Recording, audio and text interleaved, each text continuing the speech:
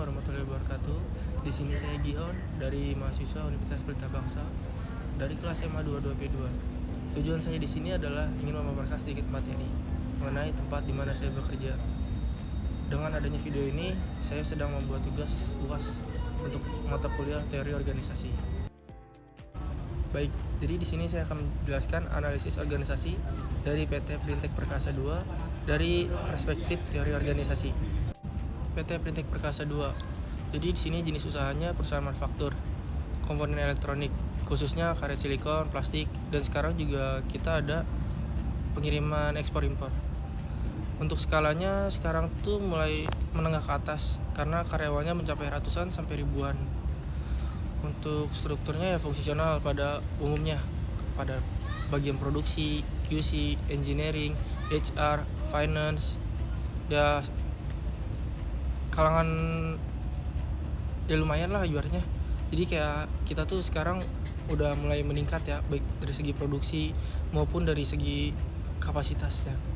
Untuk visinya menjadi penyedia komponen industri berstandar internasional, karena di bagian ekspornya ini sekarang kita juga mengalami peningkatan dari segi produk ya, kita juga terus memperbaiki dari kualitasnya. Jadi agar supplier itu agar si pihak konsumen itu tetap mengambil barang dari pihak kita.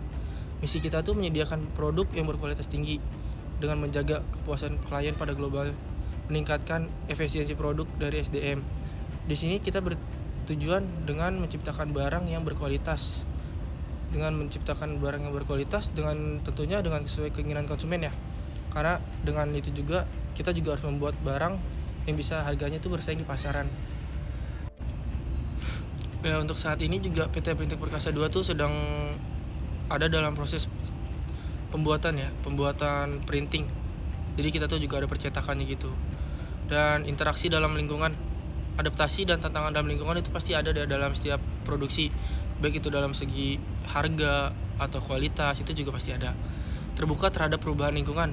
Perusahaan melakukan penyesuaian dalam teknologi produksi dan standar kualitas sesuai permintaan pelanggan internasional. Faktor eksternalnya, fluktuasi permintaan industri otomotif dan elektronik, perubahan kebijakan ekspor impor, standar kualitas global, baik itu ISO dan lain-lain.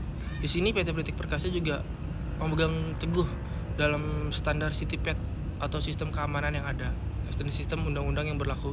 Kita juga melakukan pengiriman yang tepat waktu sesuai dengan keinginan pelanggan agar si pelanggan tuh nggak kecewa udah order barang di kita. Jadi kita juga harus mengirim barang dengan tepat waktu. Di sini ada perspektif teori organisasi, ya, di mana PT Printek Perkasa 2 sangat bergantung pada faktor eksternal, permintaan pasar global, baik itu supplier dan regulasi. Yang pertama, menerima masukan dari lingkungan. Contohnya dari bahan baku.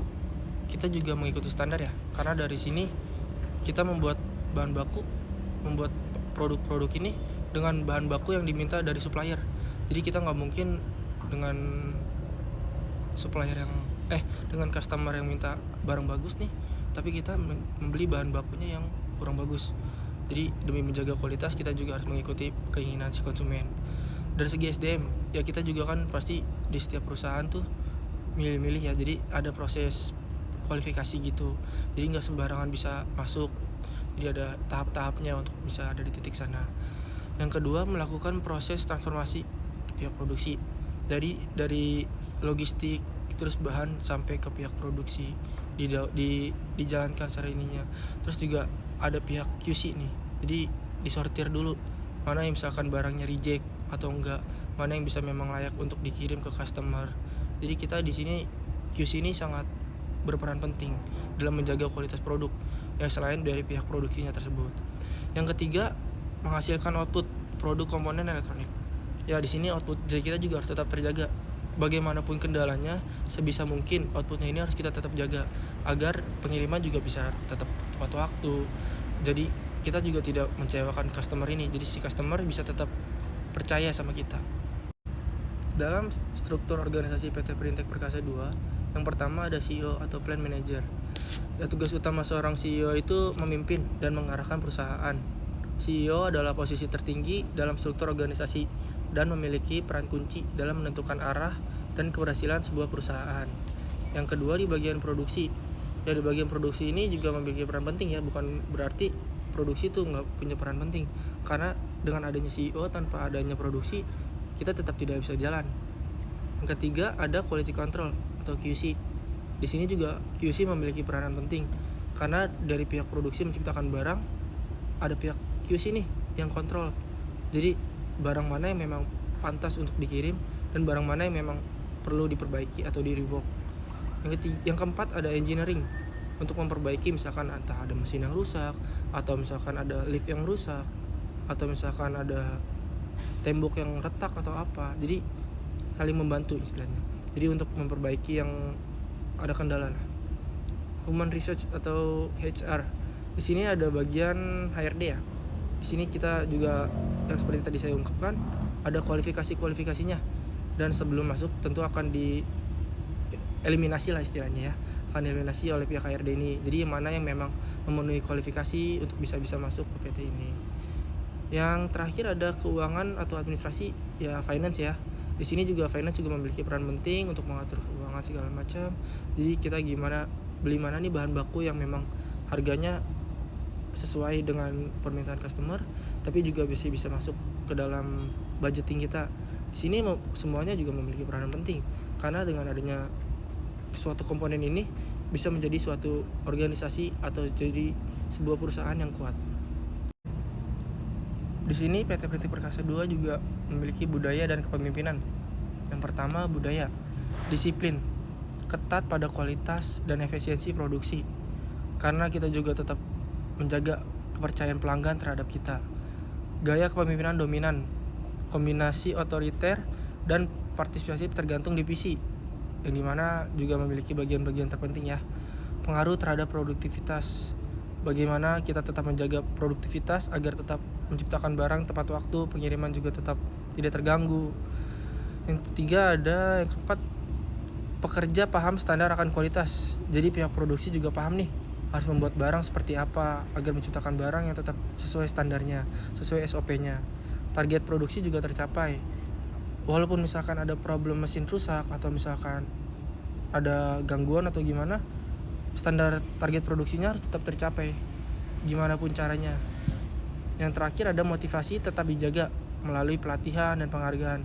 Jadi misalkan setiap 1 bulan atau 1 atau 2 bulan sekali kita juga ada pelatihan untuk menjaga semangat para karyawannya juga, agar si karyawannya juga merasa diperhatikan. Dan di sini ada beberapa contoh kasus nyata. Yang pertama, kasus perubahan sistem produksi lean manufacturing. Permasalahannya waktu produksi terlalu lama dan banyak rework. Nah, di sini ya mungkin entah mesin yang tidak bisa diperbaiki dalam 1 hari atau misalkan beberapa jam, karena kan ya mungkin spare partnya yang tidak tersedia, dan juga spare partnya yang mungkin susah dicarinya. Jadi kita perlu nunggu dari impor, atau misalkan butuh waktu yang lumayan bisa sampai berbulan-bulan. Jadi ya itu mungkin jadi satu permasalahan terberatnya. Dan juga ada beberapa barang yang mungkin masih bisa dikirim, jadi kita perlu rework terlebih dahulu nih, masih bisa disortir. Ya, itu juga memerlukan beberapa waktu ya, juga memerlukan beberapa manpower. Yang kedua ada solusi implementasi lean system dan pelatihan operator.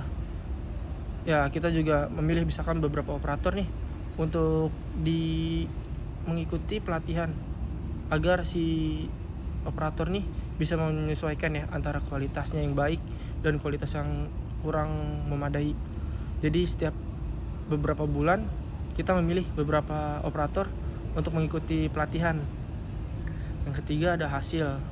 Waktu produksi turun 20%. Dimana dengan hasil yang misalkan harusnya kita dapat per jamnya tuh misalkan 500. Jadi karena mesin ada kendala, kita cuma dapat 300 piece. Dan juga produk cacat menurun misalkan ya. Jadi dengan adanya pelatihan nih, produk cacat tuh misalkan menurun dengan adanya pelatihan. Jadi si operator nih bisa mengetahui nih, oh dengan cara yang benar tuh harusnya seperti ini. Jadi mengurangi produk atau reject-rejectan. Yang ketiga ada kinerja tim meningkat secara signifikan. Jadi dengan kerjasama tim yang baik, dengan pelatihan yang baik, operator dengan helpernya nih bisa kerjasama dengan baik nih untuk menciptakan barang yang bagus, barang yang berkualitas.